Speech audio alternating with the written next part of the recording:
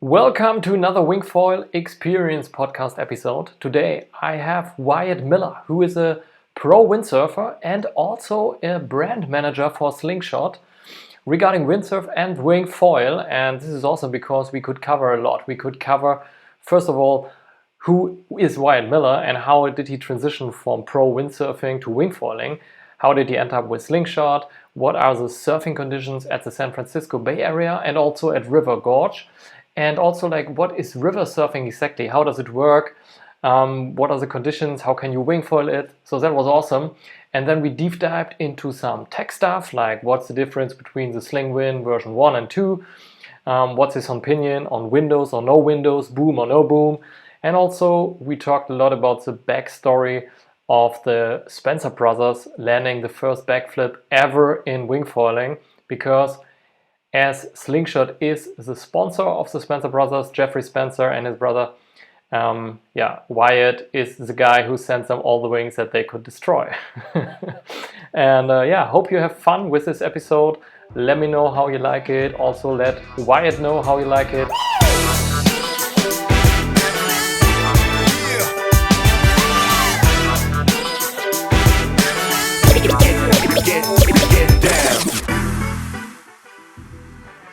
Welcome everybody to another Wingfoil episode, and we have Wyatt Miller today in the show. Wyatt, what's up? How's it going, guys? Happy to be here from Baja, California, Mexico, hanging at my resort. It's no wind today, so it's a perfect time for a podcast.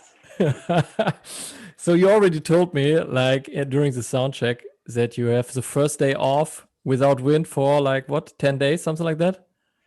Yeah, it's been nice and windy for 10 days. We got there was no rain here in Baja or in southern Baja all summer, so the desert's really dry, which means the thermal is super accelerated. So we've just had awesome winds since the start of November. And today's the first day where it's just glassy flat all day. All my guests are out there snorkeling and paddleboarding, and actually everybody's pretty sore. So it's good to have a day off after 10 days of wind. Shit. I hate you, to be quite honest. we have been stuck in November rain in Germany for 2 weeks or something like that. And in the mainland, at least in the mainland, at the coast, I think they had some proper wind and swell conditions. But here in the mainland, it was like no wind, nothing. So no river surfing. And we're kind of waiting for it. But we'll see. You guys are heading into a long winter, right? Yeah. Mm-hmm. I don't even know what that's like anymore. I haven't seen the snow in like 10 years. Don't make it worse. Most listeners are probably basically in the same situation as I am. So, so maybe for the people who don't know Wyatt Miller, can you just briefly like give people introduction? You're a pro windsurfer and you're working for Slingshot, but give us maybe a little pre intro. Yeah, absolutely. I grew up in Berkeley, California, which is like San Francisco, and grew up windsurfing there I was windsurfing when I was a little grom, like 10, 11 years old. My dad did it, so he got me into it. And when I was in college, got sponsored by a few companies and started doing all the US contests. And then Hood River is where Slingshot's based. So that's in Oregon, the state above California. And it's the biggest, like one of the second or third biggest rivers in the US, the biggest one in the West Coast. And we windsurf back and forth across the river, which is awesome because the wind and the water are always going opposite directions. So staying upwind is super easy.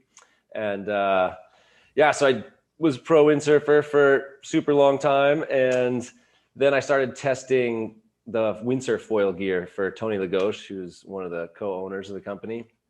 Mm-hmm. And really just liked the windfoiling because all of a sudden it would be like 5.5, 5.0 day with 2-foot chop, and all of a sudden I can do back loops, and I love doing back loops. It's like one of my favorite tricks in windsurfing, and the foil just made it so that instead of having to go to the coast or that super special crazy windy day, now on an average day I could do back loops, which was super fun. So I tested the windfoil stuff for him for 2 or 3 years, and then they hired me as brand manager for windsurfing. And that was really great because we were kind of leading the charge in maneuver-oriented foiling. Kind of back then, windsurf foiling was either you know, it was all big race stuff, Mm-hmm. or it was Slingshot, which was about, you know, cruising, riding swell, carb 360s and all that stuff. And so we got to take the charge in that whole category, which was really, really fun. And then Wing came out, and I mean, Wing has been shocking everybody since the absolute beginning. Like I took over as brand manager for Wing also, and the first V1 wings are coming out, and the sales guys are freaking out. They're like, I don't understand this. I've never seen anything like it. Like, these things are selling out and back ordered, and no one's ever actually seen one or touched one ever. Like, they're selling them off of like a little line drawing PDF on a hype sheet, and people are just buying them hands over fists. It's like, it didn't make any sense. And it was a pretty auspicious start to wingfoiling there. But yeah, so now I have a windsurfing resort, and now it's a wing resort also down here in Baja, Mexico. So I can drive from where Slingshot's headquarters is in Hood River, and it takes me about 48 hours of driving all the way down to the tip of the Baja Peninsula to where my resort is in La Ventana. And we open up every November and run all winter long, all the way till May. And then I cruise back up again, and hopefully go to the dealer meetings in Europe. That's usually the plan for the spring, but that hasn't happened recently with the COVID. And it was super nice to be able to drive back and forth. Mm-hmm. Nice. Wow. So I have like a million questions now to that quick overview. So maybe let's start in the beginnings, like when you were a little groom growing up in California. Like you mentioned a couple of US competitions. Like what competitions did you attend? Yeah, so we used to have King of the Bay was one in Third Avenue, and That's freestyle. It would all be freestyle. So yeah, I Yeah. did all freestyle. And basically, when I was a little grom growing up in the Bay, my best friend was Rob Warwick, who also became one of the top US freestyle guys. And so, you know, it was the whole time growing up, it was like, anything you can do, I can do better. And we would just kind of leapfrog each other. I got a super funny story about learning to loop in that, you know, basically I was 16 or 17, and Rob Warwick, we'd been training together, and he went to the gorge for the first time. And I knew he was coming back in like 2 weeks. I'm like, oh, he's gone to the gorge. He's going to come back. He's going to know how to loop. And I haven't learned anything. I've just been stuck here teaching kids windsurf camps. And so I went out and started throwing myself over the handlebars a few times, and then tried a few loops, and like eventually got it that day. And the owner of the local shop had seen me doing it. And when Rob got back to town the next week, he went into the shop, and the owner's like, hey, I seen Wyatt. He was looping out there. And Rob's like, did he land it? And the guy's like, yeah, he landed it. And Rob's like, I'm not working today. And like goes straight out to the beach, and like, you know, throws himself over the front 50 times and learns how to do it. And then comes back, and we meet each other, and he's like, I heard you learned how to loop. And I'm like, yeah, yesterday. And he's like, well, I did too, you know? So it was like growing up was that. And then around that same time, we got to know Tyson Poor and Whit Poor, who are a couple of the best freestyle guys in the US. And then the four of us would travel to Bonaire, or go spend 6 months in Venezuela and Margarita training with those guys. And we would just constantly push each other. So I had a really good team of buddies who were all really good at windsurfing. And I mean, without that level of one guy learning something and the other three guys following and figuring it out, you know, you just really can progress a lot faster than if you're out there sailing by yourself. Yeah, totally. I mean, if you have like a really competitive peer group and also like a talented peer group, yeah, it's such a big difference. That's why I'm so bad, you know, because all my peers are pretty bad. Shout out to everybody I'm surfing with. No. Just kidding. So maybe because I'm not really like familiar with the US surfing conditions, like when you are growing up in the Bay, San Francisco, for me, why did you move to Oregon? I mean, like, is it just more wind, or what are the reasons? Yeah, totally. So basically, San Francisco is like the largest resident windsurf population in the US. You know, there may be more windsurfers in Hawaii, but they're not living in Hawaii. They're just traveling there. Whereas the US, there's like, you know, 25 different windsurfing, kite surfing, locations to go to. Mm-hmm. And a lot of them take a different wind. So, if it's northwest, you go here. If it's southwest, you go there. But it's incredibly consistent. It's definitely, one of the top 2 places in the US, the San Francisco. Like, you can sail a 5.0, it blows over 20 knots every single day from the beginning of March until the end of September, as long as you can drive an hour to get to the different places to windsurf. But as I went through high school and got a little older, San Francisco just started to get so crowded. And the traffic was so bad that you really couldn't drive that hour to go find the wind. And so all of us boys started going up to Hood River in the summer because the wind was even a notch stronger. There was no traffic and no need to drive. It was cheaper to live up there. We could live in our vans pretty easy. So we all kind of moved up to the gorge, lived in our vans, and survived off McDonald's and other horrible food. Okay, get it. Nice. And then you started surfing on the river, and so basically we know each other by a mutual friend, Frank Bingel, who is a windsurf buddy of mine, and so we have, like, how to say, like, we are the little brother of George River, probably. Like, we are surfing on the River Rhine, which is a smaller river. It is the biggest river in Germany, but it's still smaller. Everything in the US is bigger, at least from our perspective. And you have a better wind statistics, I guess, also. But for people who don't know how to surf on the river, like, maybe describe the conditions a little bit. What is it like? Yeah, the gorge is pretty crazy. I've actually seen a bunch of Frank's videos and photos from the Rhine. I mean, it definitely gets nice and windy there. The Columbia River, though, it's basically it's a big gorge. So you got Portland is to the west, and it's always rainy and cold and nasty. Yeah. And then you basically have this big gorge tunnel, steep walls on both sides, and the other side is just desert. So the desert air rises, that cold, nasty Portland air comes in, and the gorge is just really windy. Like, it can be blowing 30 knots at 6 a.m. and it's still blowing 30 knots in the middle of the day. And then it's in the summer there, it's light out till like 10 p.m. So we're constantly, completely exhausted. It's 8 o'clock at night. It's still blowing 4.0. The swell is amazing.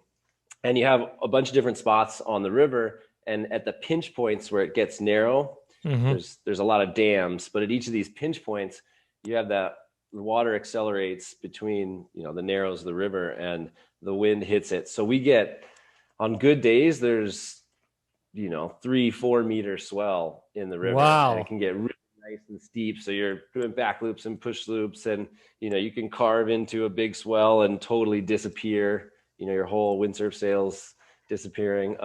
For winging, it's really great just because you get that. You can ride downwind and just have steep, fun swell to carve and rip around.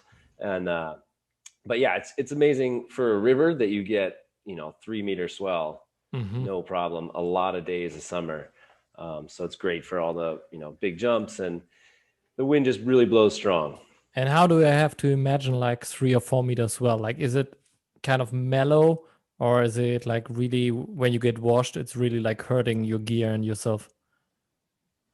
No, it's really mellow. It's super rolly swell. And then, you're always looking for that one that's going to peak up, but it's never going to like grab your gear and totally take you. Those one times when you're going for that ramp and it actually does break in front of you and you pearl your nose into it and eat it, those are kind of exceptional, but it's really nice and safe. And there's no large predators in the water, which is great. You can just fall and relax and swim around.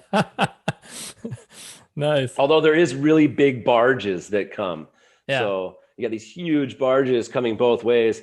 And sometimes you're having so much fun, you're not paying attention at all. And then you breathe in and you get that smell of diesel. And sometimes it makes, makes your whole heart skip a beat because you're like, oh, I didn't pay attention. You look behind you and there's a huge barge coming right there. You can lose track of them pretty easy, or even you'll see them like a couple kilometers away, and then you're like, oh, whatever, it's really far, and you're just ripping around, and then all of a sudden there's a barge right there.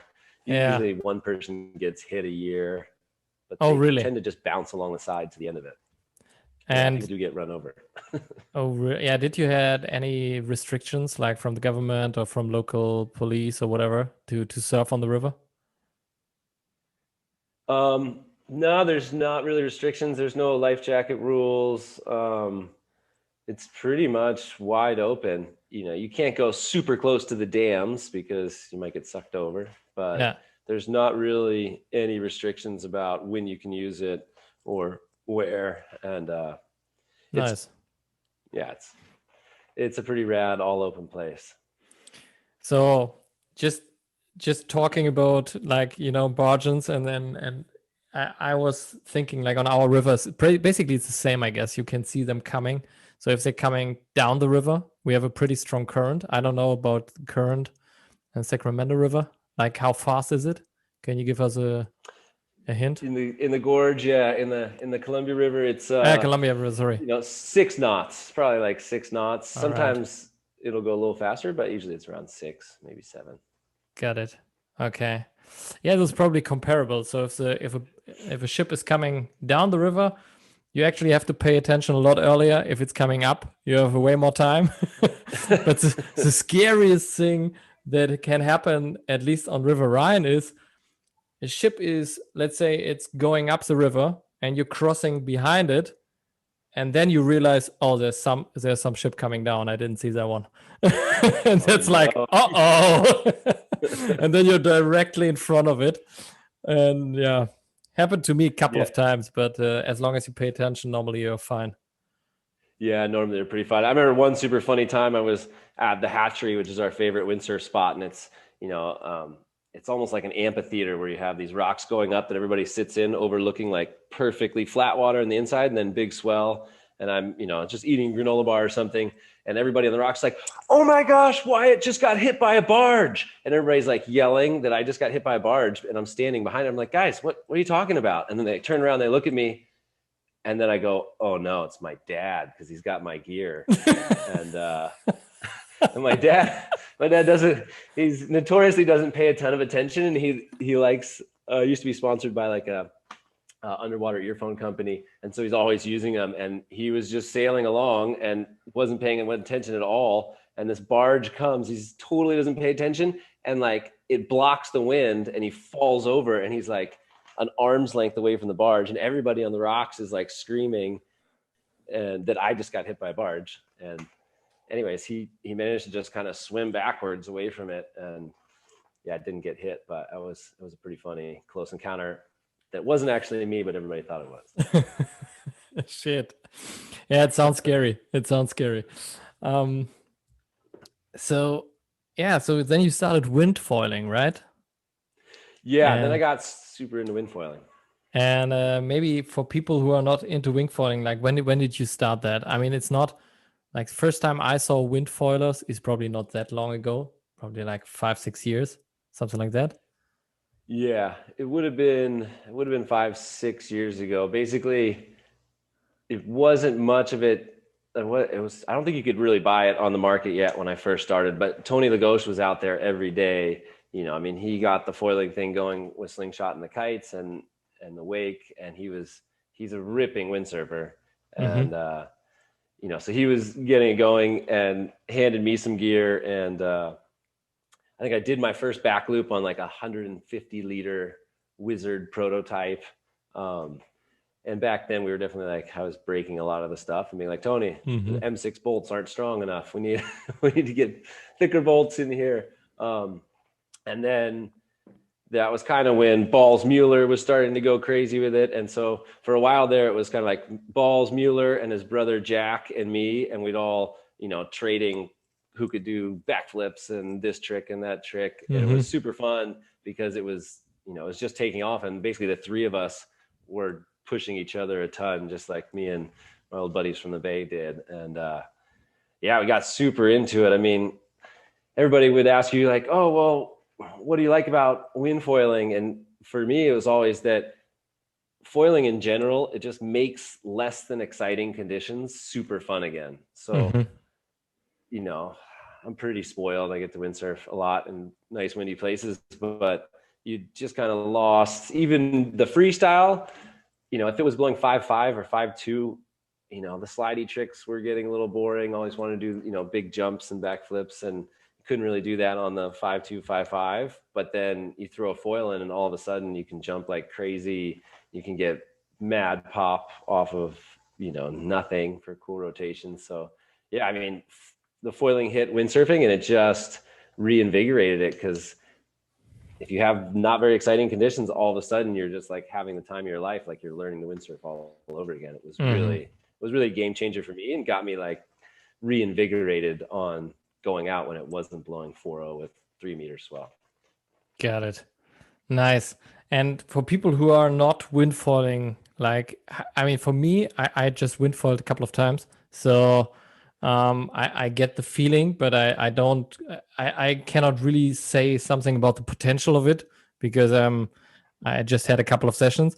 But it feels for me like there's a potential that it's way more direct than wing falling, for instance, like more powerful or something like that. Like, can you compare the two of them? Yeah, that's interesting. Can you compare the two? Um, it is, I see what you're saying, more power, more direct. Um, it definitely, you know, I thought it was faster, and then now kind of like, well, they're both capable of going super fast. Yeah. Oh man, it's really hard to compare the two, honestly. I mean, foiling is foiling, but windsurfing, yeah, you're harnessed in a little bit more, and you're kind of feeling it from your core, and Mm-hmm. you can push. You know, you can push off. You can lean everything over and push off the fin more like a windsurf than the on the wing foil. Yeah, man, I don't know. It's all the tricks you can do regular windsurfing, you can basically do on the foil now. So that's pretty rad. And honestly, it translates so much to wing. It's pretty similar. Like Mm-hmm. just the other day over here, I learned how to do a windsurf trick that's like an air funnel. So it's like you're backwinded on the wing, and then you jump and do a frontside 540 in the air and land going the other way. And Mm-hmm. I can do the trick windsurfing, and then you're backwinded on the wing, and you're like, well, it should be the same, right? They're both backwinded frontside 540s, and honestly, try it a couple times and you're getting it. So it's actually super similar. Like all the tricks I've learned on the wing are just windsurf tricks that I adapted. So Uh-huh. I think if we can get the good freestyle windsurfers to really embrace the foil and the wing, those are the people that are going to accelerate the fastest in the sport, because literally you're just doing exactly the same tricks on the Mm-hmm. wing. Um, Mm-hmm. so, I mean, you can see Balls is an incredible, you know, freestyle windsurfer, and then he took it all to windsurf foiling, and it's just, they're all the same tricks. So he's just translating his windsurf tricks into winging. So it's honestly not that different. You Interesting. know, If, for me, it felt pretty different. Maybe because I'm not on the same level or something like that. But for me, it felt like in wing foiling, it felt like smooth and also a little bit. I had this sense of security because I was not attached to my harness and stuff. And in yeah. wind foiling, I felt like, okay, I'm in the straps, I'm in the harness. If I crash now, I'm pretty doomed. You know, there is that where because actually some of my guests were asking me the other day, like, are you more scared doing tricks windsurf foiling or with the wing? Yeah. And it's huge because of the mast is connected to the board in windsurfing, it's Mm-hmm. impossible for the foil to hit your sail. If it was possible, we would just destroy all of our windsurf sails immediately and it wouldn't work. Mm-hmm. But because when your board tries to flip upside down, the mast hits the rail of the board, stops the foil from going through your sail, which is awesome because Mm-hmm. that's not true with wing foiling. You can definitely destroy your whole wing super easy. I mean, anytime your foil flips upside down, if you let go of that wing, it's toast. Like it was in the early days, and I had just starting it wing foiling, and my buddy Tyson Poor had just got a wing, and he came down to the beach, and it's not a beach. We kind of launch off the rocks, and so he kind of threw his board in upside down, and then he let go of the wing, and the thing just completely impaled itself before he'd ever even tried the sport and gotten on the water. He was super pissed. So I mean, there is that really nice thing about windsurfing. If you're holding on to the boom, then you maintain separation from the board and the foil. Yeah. Whereas with wing foiling, I've definitely had some crazy crashes where you lose the board, and then you don't, even if you're holding on the wing, that doesn't give you any separation from the board and the foil, and the thing's coming for you, or it's up in the air and you're holding the wing, but the board is attached to your leash, so it's straight downwind of you with the foil up, and you can't quite figure out how to get it flipped over. So I don't know. As far as like which one's more dangerous, it's really nice that in windsurfing you can't puncture your sail with your foil, and if you hold the boom, you keep it a nice distance. Whereas with the wing, I mean, all those guys doing backflips when they lose the board above them and it's coming down on their heads, oh, you can see why everybody's wearing helmets. Yeah, that's right. I mean, I never thought about that way, that your sail is actually protecting you also from somehow interfering with your foil. It's interesting. Yeah. So what do you do when you go wing foiling? Like, do you have any precautions or any like plan B when you're crashing? No, not really. I mean, I haven't started using the helmet yet. I need to learn the backflip, so I've been working too hard on the computer for Slingshot and running my resort down here. I need to get out there and start throwing the backflips, but I think that's the big one where you really need the helmet, because if you see the Ricardo Campello trying it, and he just keeps losing the board right above his head and it's coming down. And Slingshot, I sponsor the Spencer brothers, and when they were learning to backflip, they just called me up and they're like, we need more wings. We destroyed all our wings. I'm like, I give you guys like 3 of each wing. Like, you've got lots of wings. They're like, no, they're all gone. You know? And they have some foils that they like the best, which are these high aspect carbon foils. And then they told me that they're actually using like my favorite windsurfing one that has the downturn wingtips for trying to learn their backflips, just because at least there was a chance when it hit the wing that it didn't go right through, whereas their pointier high aspect ones were always going through it. But those boys definitely destroyed a lot of wings learning those backflips. So it's got me a little extra scared. I'm definitely putting on the helmet when I start trying them. Yeah, a friend of mine from Germany, Fehmarn, a little island here in the Baltic Sea, he also started practicing his backflip, and he was pretty confident. I talked to him before he started training. He was pretty confident, like, 1 or 2 days, I've got it nailed down. And then after a week, he was like, I don't know, it's more complicated as I thought, and I don't have any wings left. Exactly.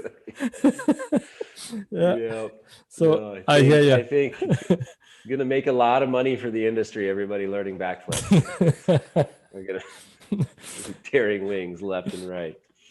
So speaking of Slingshot, like you mentioned it earlier today, like how did you get your first wing? What was the story behind it? When was your first wing session? Can you remember that?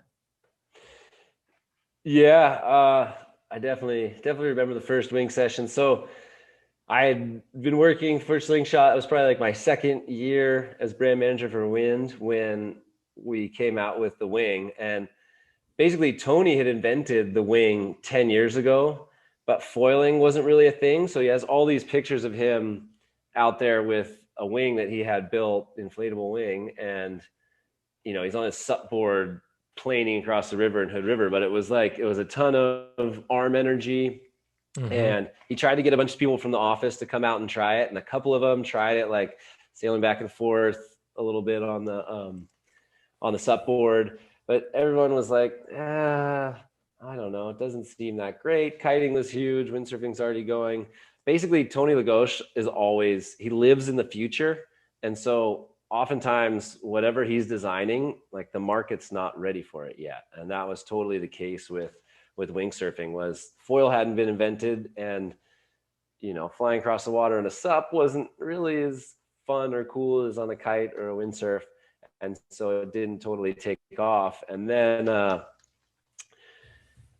when he designed the second round of wings, it was pretty crazy because it had just came out. Nash had put one out, and we got ours out. And the sales guys are coming to me, and they're like, "This is absolutely insane! Like, we're back ordered on these things, and no one has actually seen a wing yet. Like, Nash had hardly produced any. Like, no one. All these dealers are buying them, hand over fist. They've never seen one in real life. They've never touched one.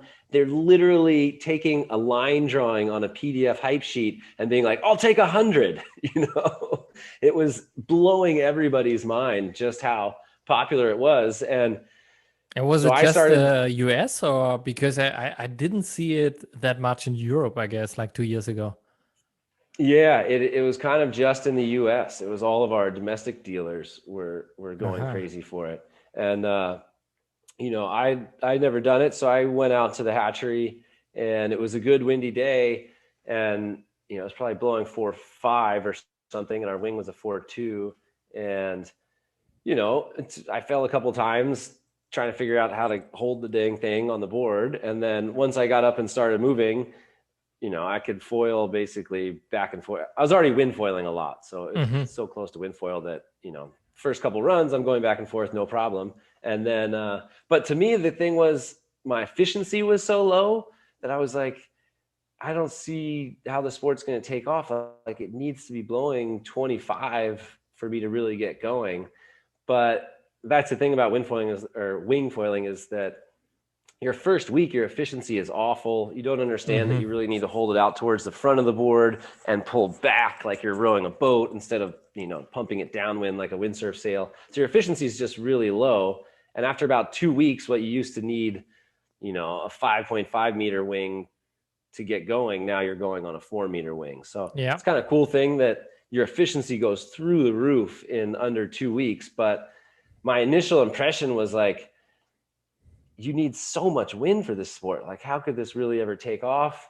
But then as the efficiency went up and starting to use the really big, massive surface area wings, then it started to really make sense. And I was impressed about how fast people could pick it up. The first two guys I gave the wings to were good windsurf foilers, and they too both fell a few times trying to figure out how to stand up, and then we're just going back and forth across the river.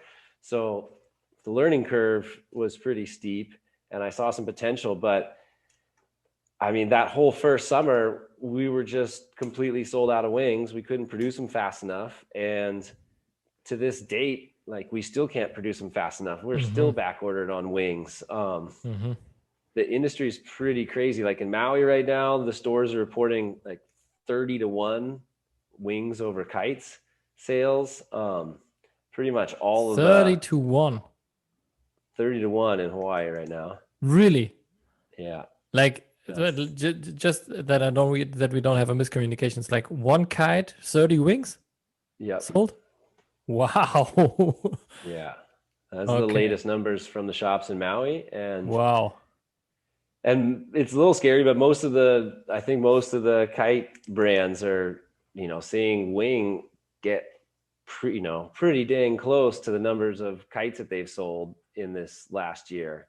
A lot of the companies, haven't produced as many, but what they have on order is approaching what they're doing for kites. And the sport is only like 2 or 3 years old, right? It's just, it's amazing how popular it is. And, I think kids and women is like a much bigger percentage than you see in kiting or windsurfing, which is awesome.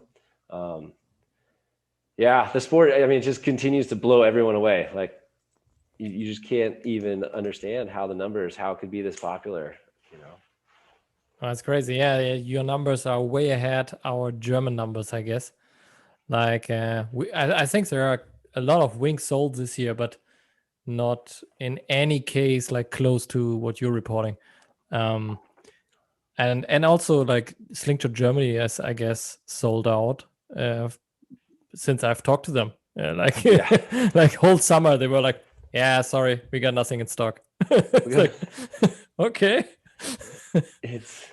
It's so crazy, man. I Mhm. mean, it's good to see, but it's pretty wild that like you can't even get the products you want if you want to go in the store and pay full retail for it right now.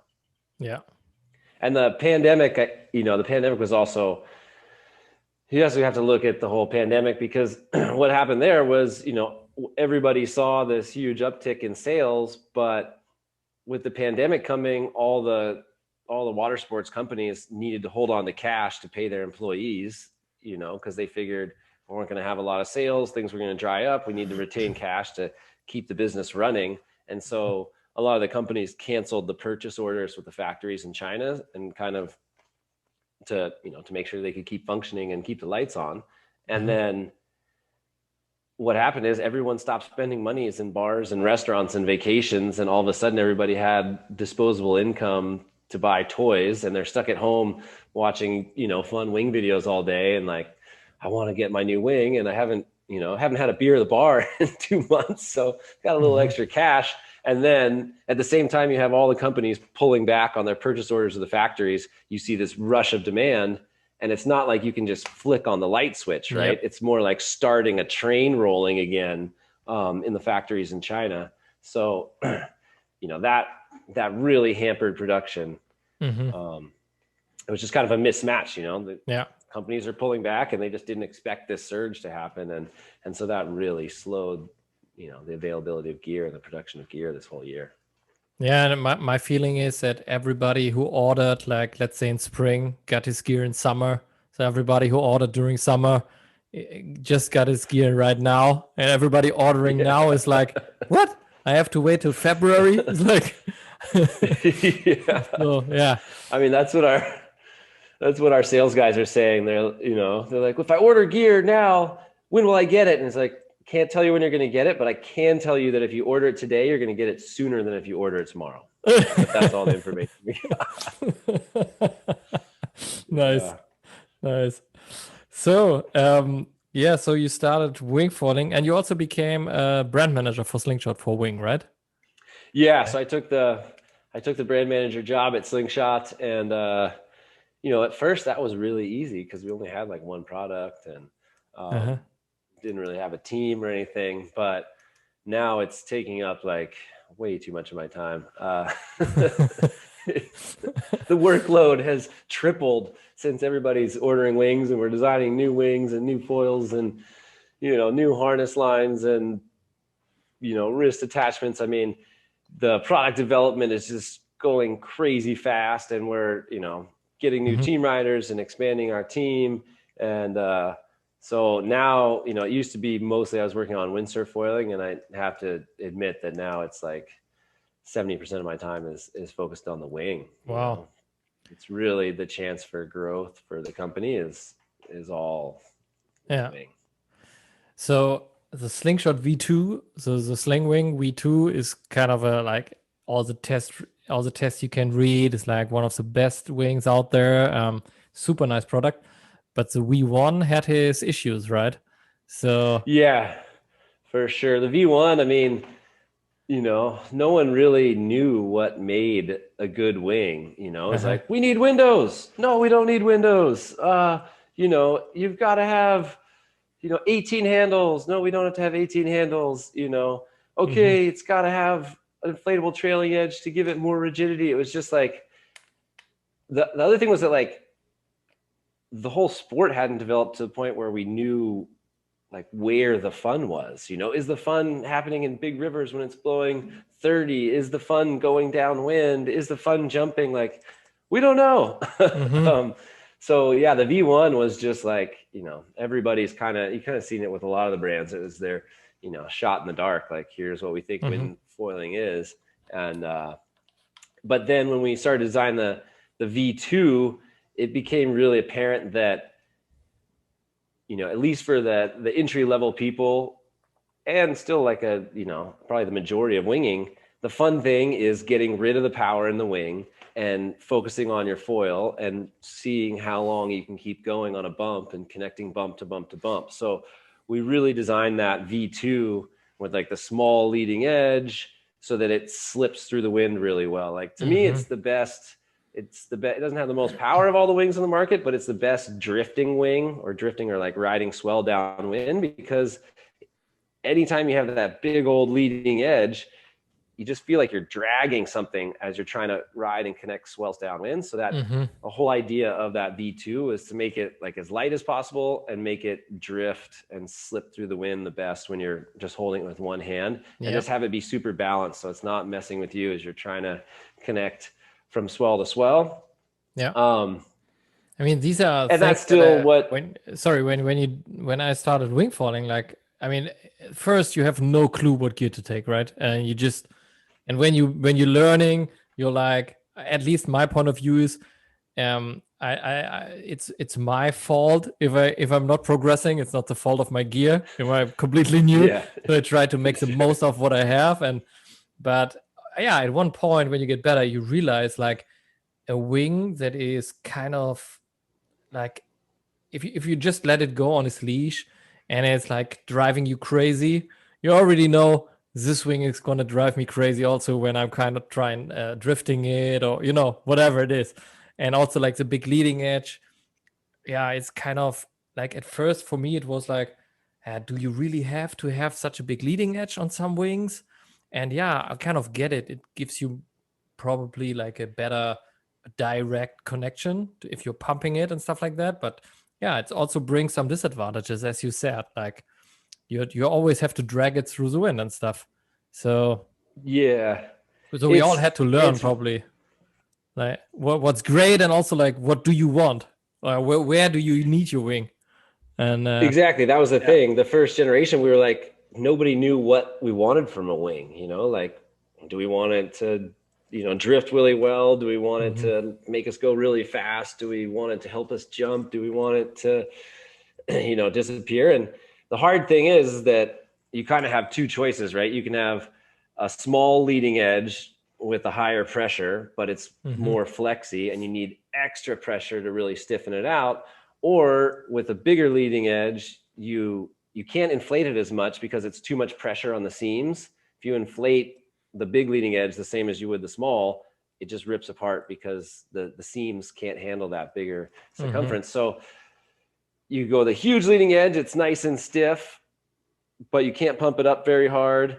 Or you go the small leading edge and you can pump it up harder. It's kind of hard there. I mean, the future is definitely going to be moving towards like that Alula fabric, because you can pump it up insanely high. It can just handle such higher loads without ripping out those seams. So I think everybody should look for the, you know, $1,800 wings here in the future made out of Alula, because then you can have that, you know, smaller leading edge. You can pump it up so high that it's the stiffest thing ever. We're going to need some new material sciences to keep pushing this sport, but it's one of the super fun things. I mean, with windsurfing or kiting, you know, those first few years when technology is just leapfrogging like crazy is when it's all exciting. Yeah. Except for when you finally get your new wing that you ordered in the spring, and now it's showing up in the winter and there's already something better out. That's a little hard.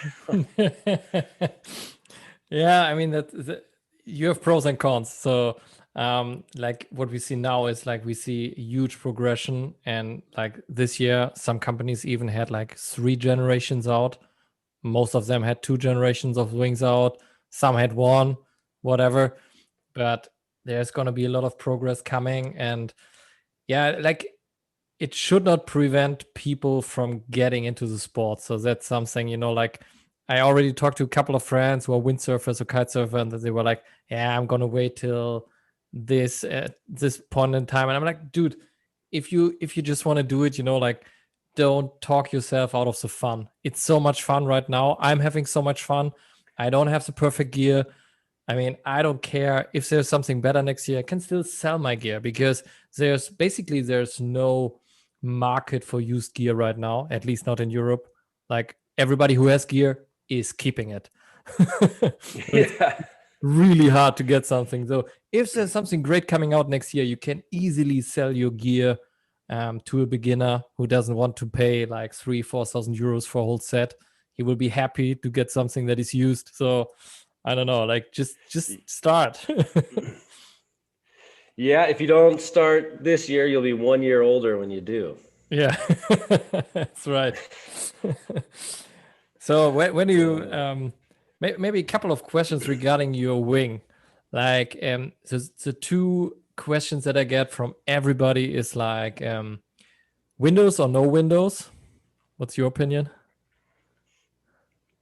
No windows for sure. I mean, um, I know it's so hard because, and I deal with this question every day and have to defend it constantly, um, from all sides. No matter what we choose, we're going to get yelled at by certain distributors and stuff. But my thing is that it's so incredibly rare when you can actually get a good view through the window on the wing.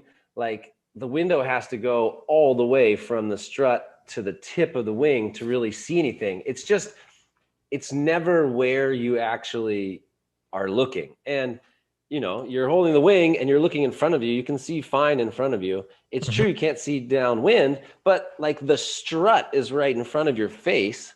And then what are you going to peek over and see the sky through the upper window, or like bend below the strut and try to see through the lower one? It's just like, it doesn't make any sense. You don't have that good a glimpse. Most of your field of view is in front of you anyways. And then you just kind of pull your wrists up a little bit and you can see everything you want. And to me, that it really destroys the feel of the wing. I was talking to Balls. Balls says the same thing. It's like, yeah, the window totally destroys the feel of the wing. You have to fold them special ways. You got to roll them. I think we either need to have, like, if the whole wing was clear, that would be awesome. If we can get some new technology, fabric that is at least somewhat clear and you can sort of see through it, that would be kind of cool. But to me, the wing is never, or the window is never actually where you're looking. If you look at 100 and 200 pictures of somebody winging, you can never really see their face through the other side, and they're never looking through the windows that they have anyway. It kind of ruins the feeling. But I mean, if you're just getting into the sport, it seems like a no-brainer. You're like, do I want one with a window? Of course I want one with a window. But then after you've done it for a few weeks, you're like, well, I never actually can see anything through this window. But right out of the gate, it sounds like a no-brainer, really good idea.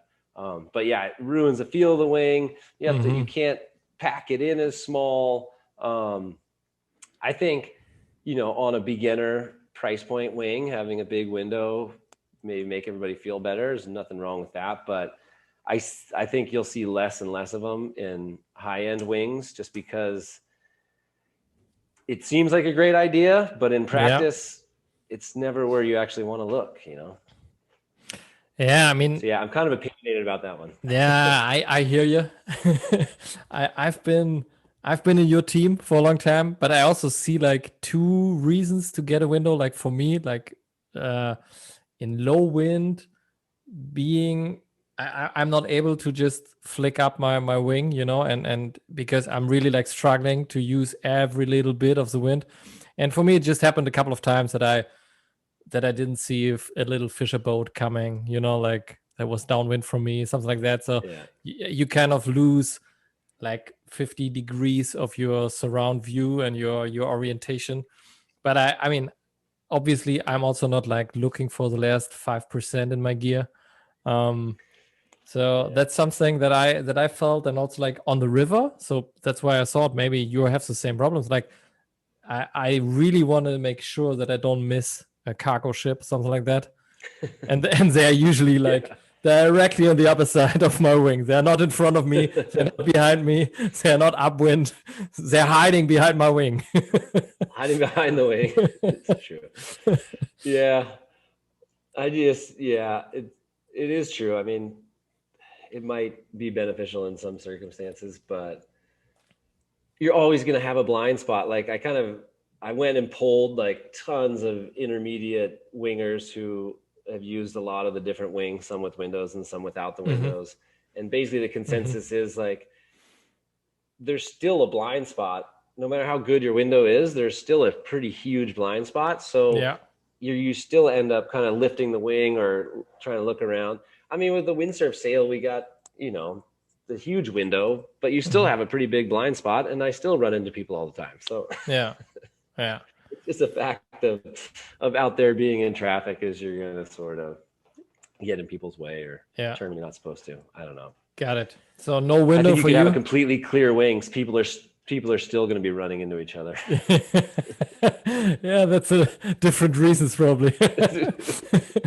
Right. Okay, so I hear you. So no window. So the second question that everybody gets, and I probably guess you get them also, is like boom or no boom. Boom or no boom. Handles or boom. What do you think?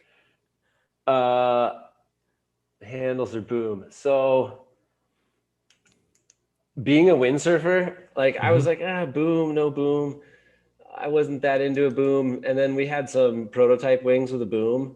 And being a windsurfer, you're like, oh yeah, I'm at home now. Like this is what I'm used to. I kind of like this, but you just can't get over like the weight thing. It does add a lot of weight, but it also allows you to like, hold that boom and be sort of sheeted in when you're luffing too. So it's got a lot of advantages there. The big thing for me, I like the boom.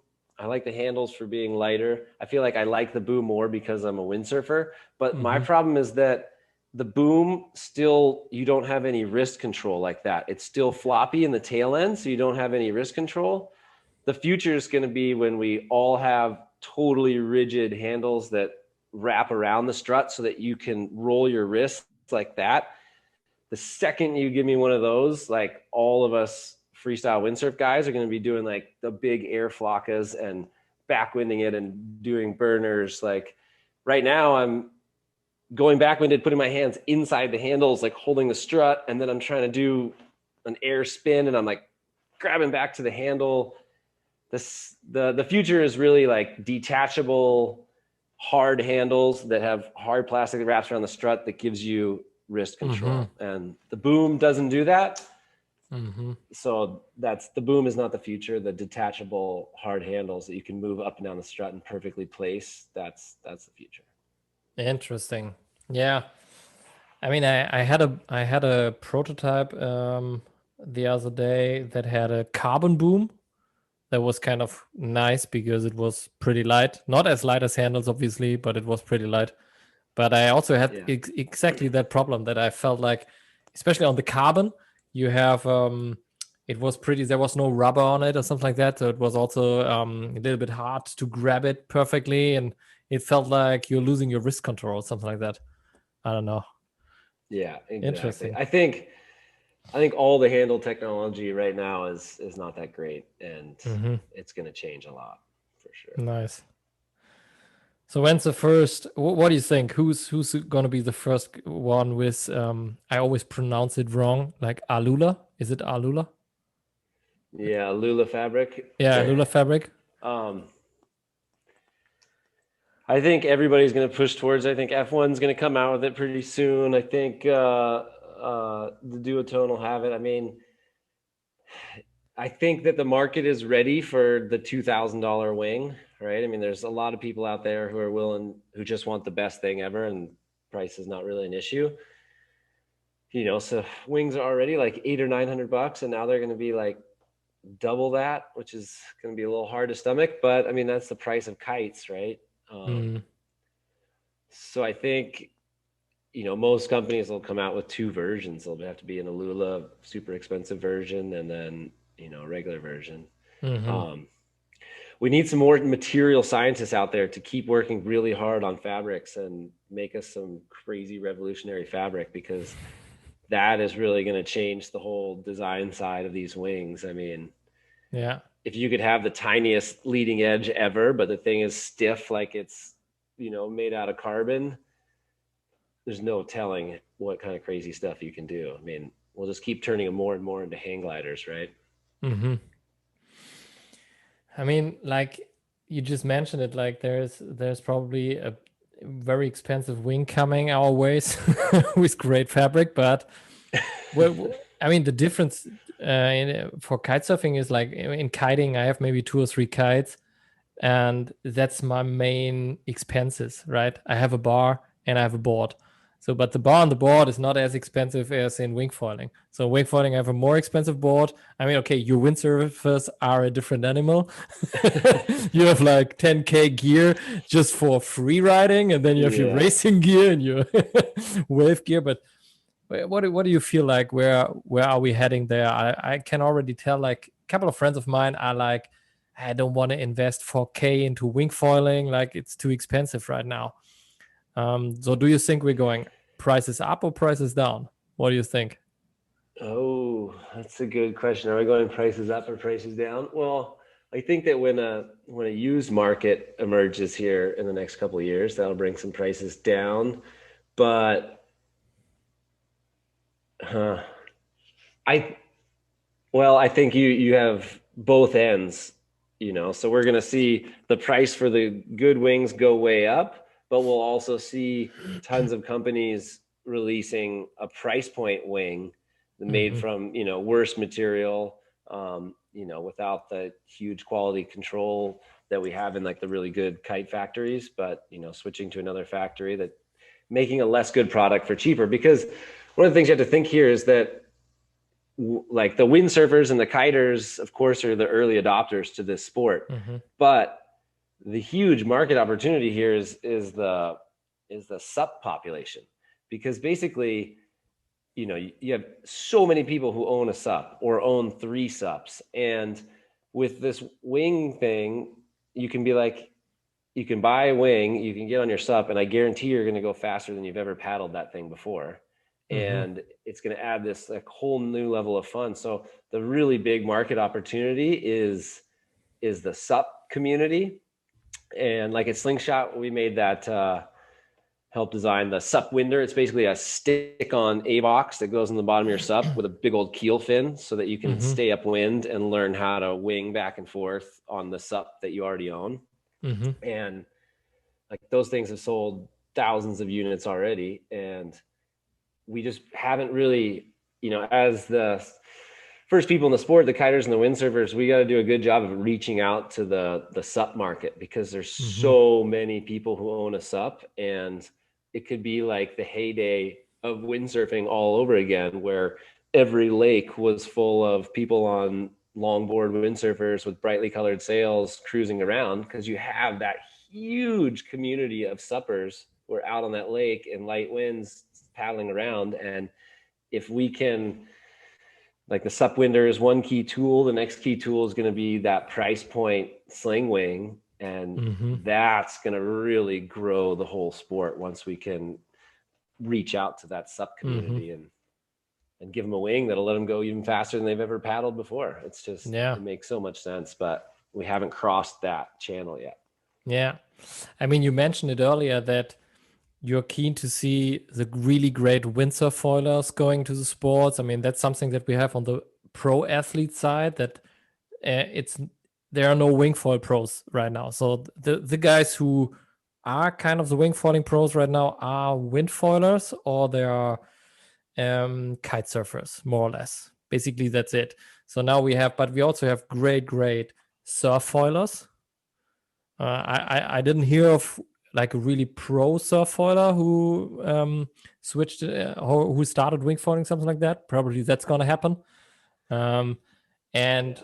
and there's also this big thing on the consumer side, that there are stand-up paddlers, there are windsurfers, there are kite surfers, but there are also people who have no water sport background right now who are kind of attracted to wingfoiling. So that's super interesting. So how do you think is this gonna change like the whole market, like the dealers? Like, are we gonna see wingfoiling dealers, or is it just your regular windsurfing guy then selling wings? That's an interesting question. Are we going to see wing specific? Well, we're starting to see wing specific everything else. We got, wing specific Instagram pages. We got, wing specific resorts happening now. Um, Podcasts. will we see?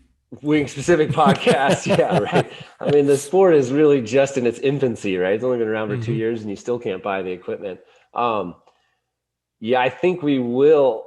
I think that, when we start seeing like winging in summer camps and, rented on lakes with sups with dagger boards, I think in the future we are going to see more, little wing rental places that are not even oil. They're renting wings to be used on the lake on sups or beginner windsurf boards cruising around. So I think, that's always the big chance for growth, because there's only so many windsurfers, there's only so many kiters.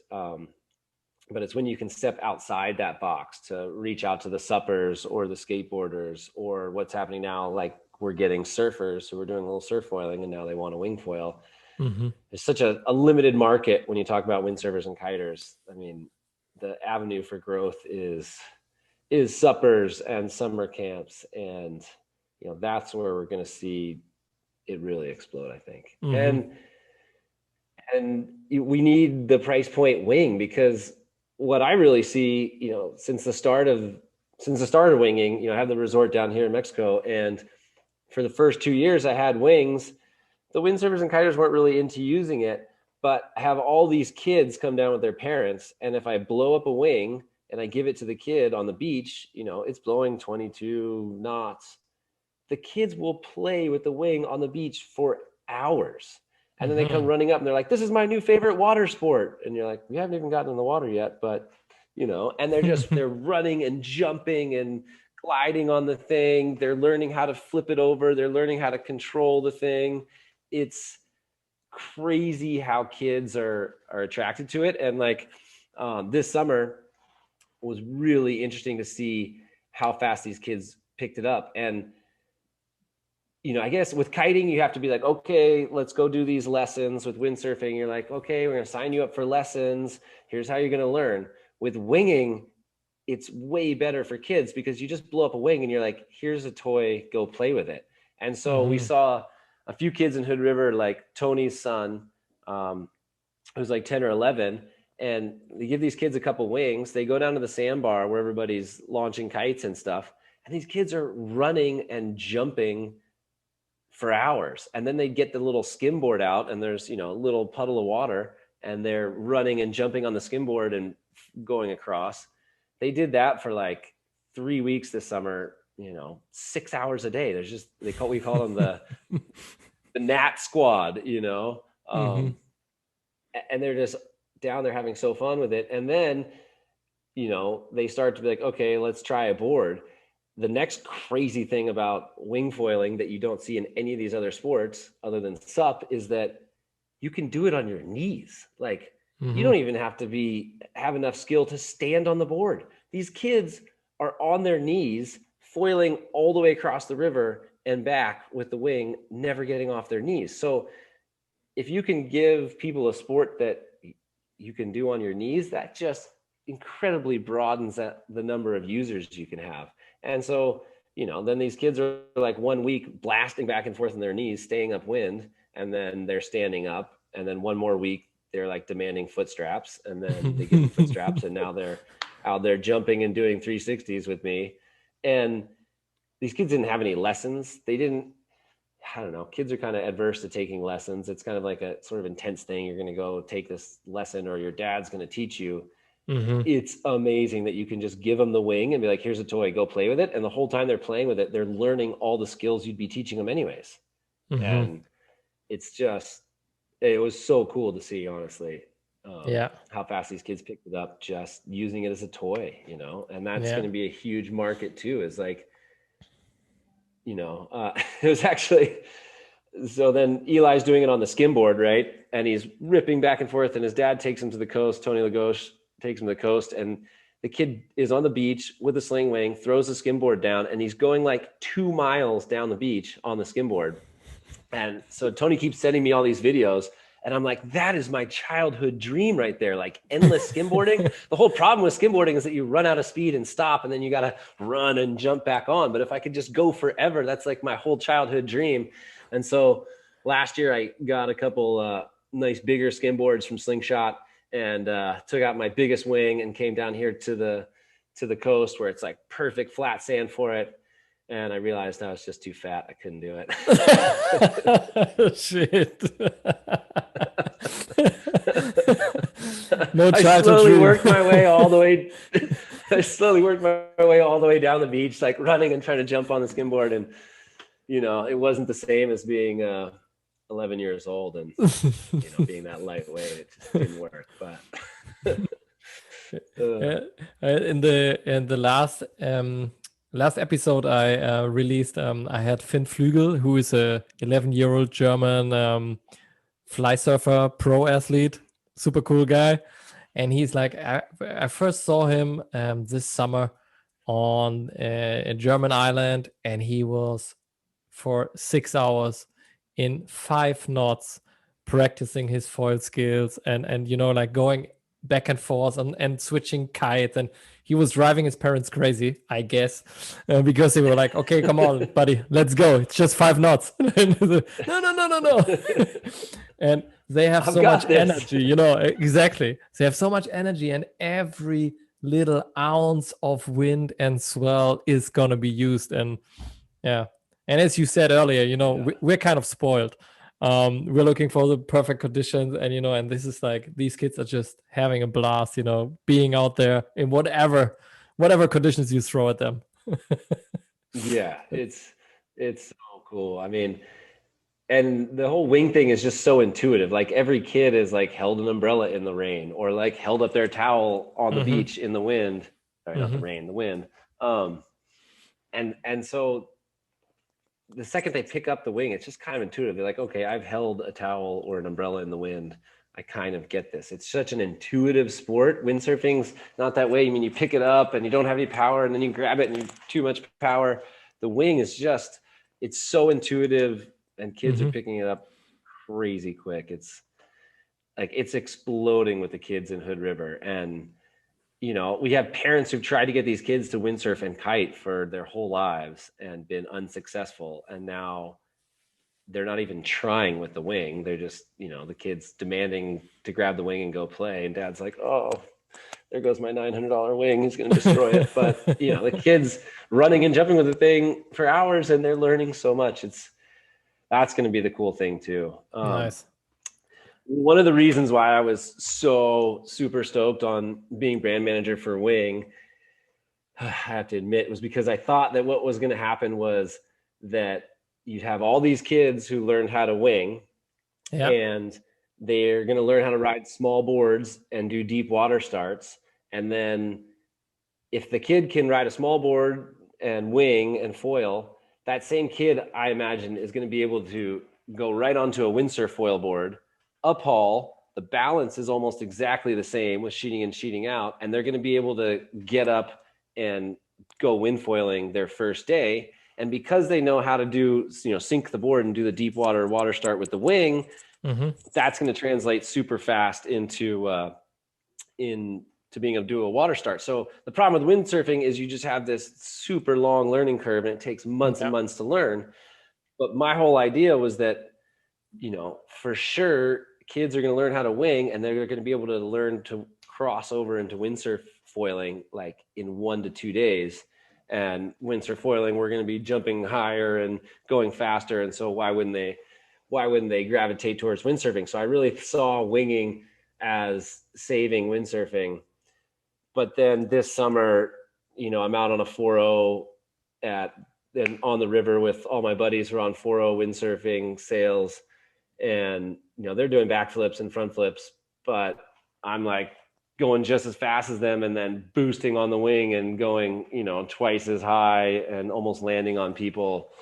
And it was in that moment that I was like, oh, the kids are not going to go back to windsurfing. They're just gonna Nope.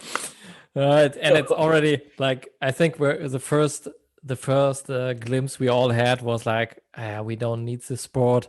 But at one point, sooner or later, everybody realized, no, it's gonna be here to stay.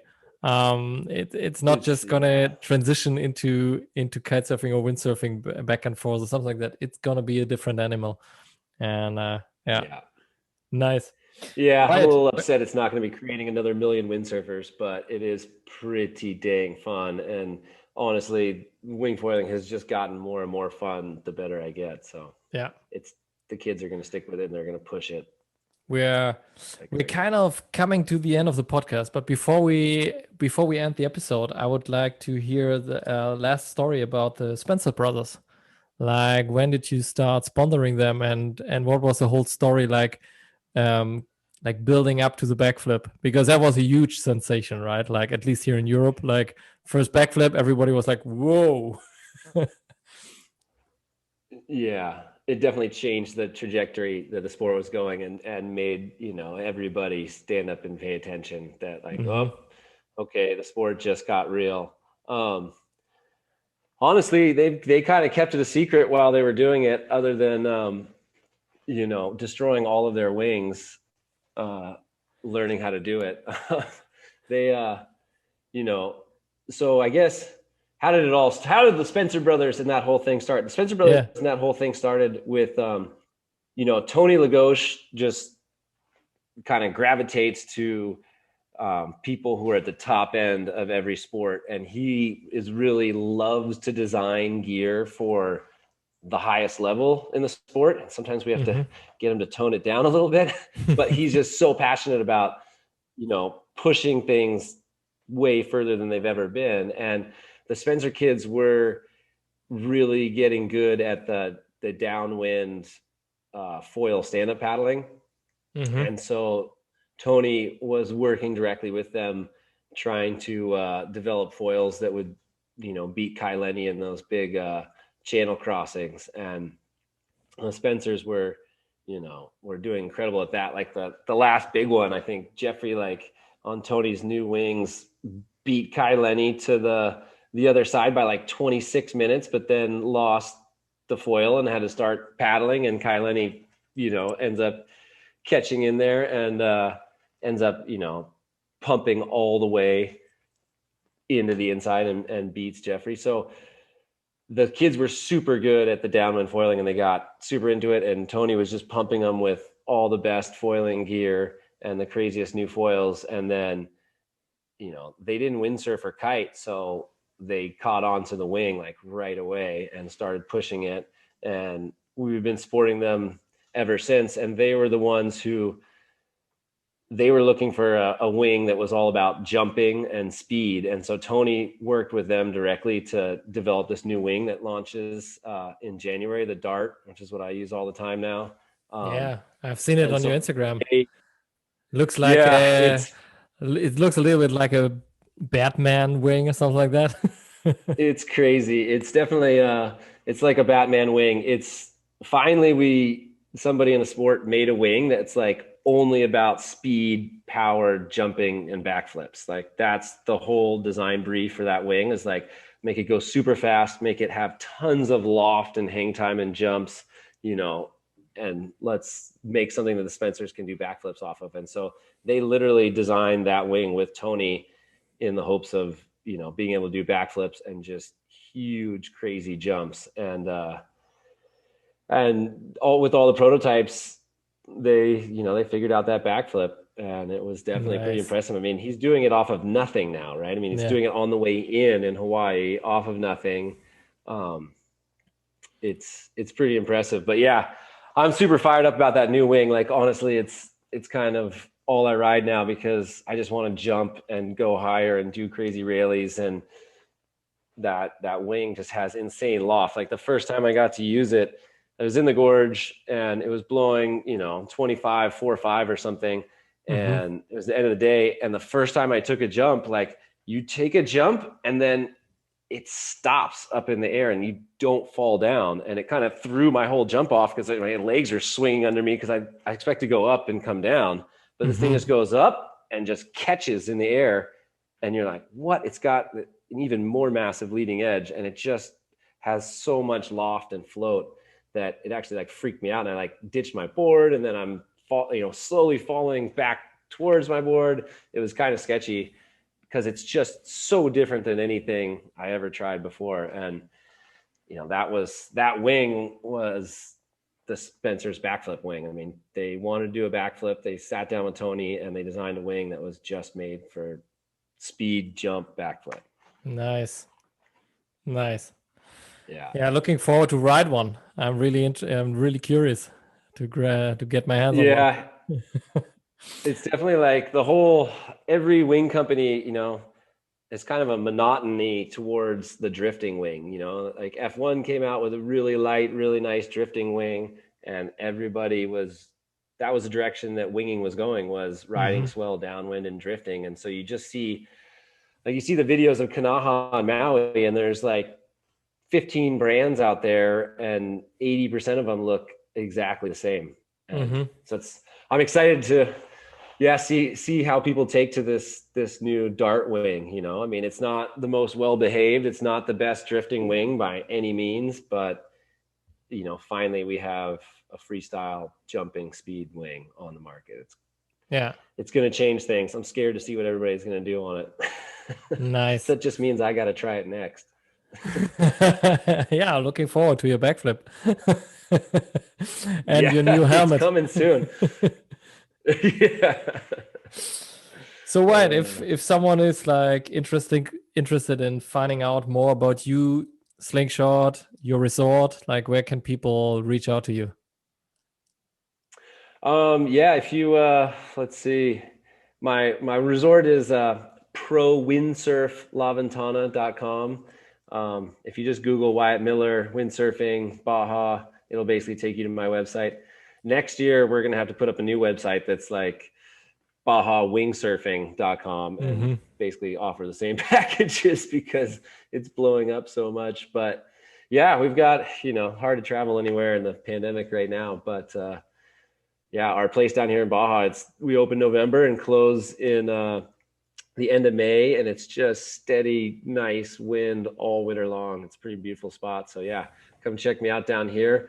Otherwise, if you're writing questions into Slingshot and the customer support there can't answer it, then it gets pushed to me. So I'm constantly interacting and emailing with everybody around the world, because when a question comes to the customer service guys and they can't answer it, it gets sent over to me. So if you call Slingshot with a question, you might be getting a call back from me. Nice. So and last but not least, where can people find you on social media? I got Instagram is Wyatt Miller 525, I think, and should be the same for Facebook. And then I'm the one mostly running the Slingshot Wing and Slingshot Wind Instagram pages for Slingshot. So if you write into either one of those, you're probably writing into me most of the time anyways. But I'm definitely in full contact all day, every day. Don't get a desk job, kids. That's the real thing here. It's just, everybody told me that. Just avoid it as long as you could. So I started my own windsurfing resort so I could be out there on the water, hanging out with everybody. And somehow they gave me a desk job anyways. And yeah, definitely stay on the water and away from the computer as long as you can. Good advice. So thanks for attending. We had a blast. We had to reschedule it a couple of times because you've been on a road trip, so that sounded also quite nice. I wish you all the best for the upcoming winter season in your resort, and hopefully you don't get too much trouble with the pandemic. You already mentioned it a couple of times. Hope you get a good season, and hope to see you on the water. Heck yeah. Thanks for the interview. It's been fun, man, to finally catch up with you. And you've been doing a great job with the podcast, man. I'm a big fan. Thanks. Talk to you soon, man. All right. Take care, Daniel. Bye-bye.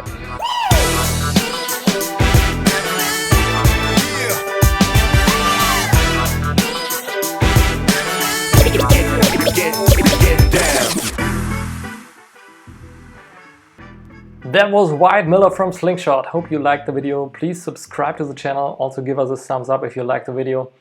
If you're watching this on YouTube, you should know that you can listen to every full episode of this Wingfoil experience also on every podcast platform that you like. Just go to any podcast platform that you know, type in Wingfoil experience. That should probably work or hopefully work. And if you are listening to this as a podcast, really happy that you're here. But you should also know that if you are interested in seeing the people that I have as a guest on the Wingfoil experience and maybe also see some of their movements and gestures when they're explaining stuff, you can do so if you go to YouTube. You will also find the link to the YouTube video in your podcast platform, hopefully. See you soon, guys. Go wing it! Get down.